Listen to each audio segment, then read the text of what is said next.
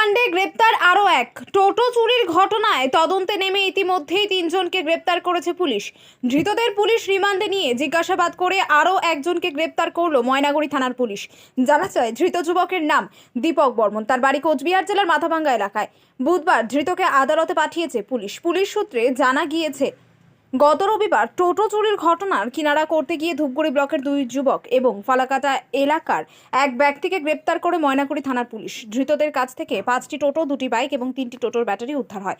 তাদের আদালতে পাঠানো হলে পুলিশ তাদের রিমান্ডে নেওয়ার আর্জি জানায়। পুলিশ তাদের রিমান্ডে নিয়ে জিজ্ঞাসাবাদ করে মাথাভাঙ্গা এলাকার দীপকের খোঁজ পায়। মঙ্গলবার বিকেলে তার বাড়ি থেকে তাকে গ্রেপ্তার করে বলে পুলিশ জানিয়েছেন এবং ময়নাগুড়ি থানার আইসি সুবল ঘোষ বলেন 3 জনকে গ্রেপ্তার করার পর তাদের রিমান্ডে নিয়ে জিজ্ঞাসাবাদ করা হয়। তার সূত্র ধরে আরেকজনকে গ্রেপ্তার করা হয়েছে। এই ঘটনায় আরও কেউ জড়িত রয়েছে কিনা সেই বিষয়ে তদন্ত চলছে। আপনি কি ইয়ামাহা কোম্পানির বাইক কিনতে চান? কি অফার করছেন তো? এবার আপনাদের জন্য নতুন ডিলারশিপ নিয়ে ময়নাগুড়ি শহরে চালু হয়ে গেল ওম বালাজি ইয়ামাহা শোরুম। আমাদের ঠিকানা জলপাইগুড়ি বাস স্ট্যান্ড, কসমো বাজারের পাশের গলি ধরে টাউন মসজিদের ঠিক পাশেই। নতুন ভাবে নতুন সাজে আকর্ষণীয় দুর্দান্ত অফার নিয়ে শুরু হলো ওম বালাজি ইয়ামাহা শোরুম।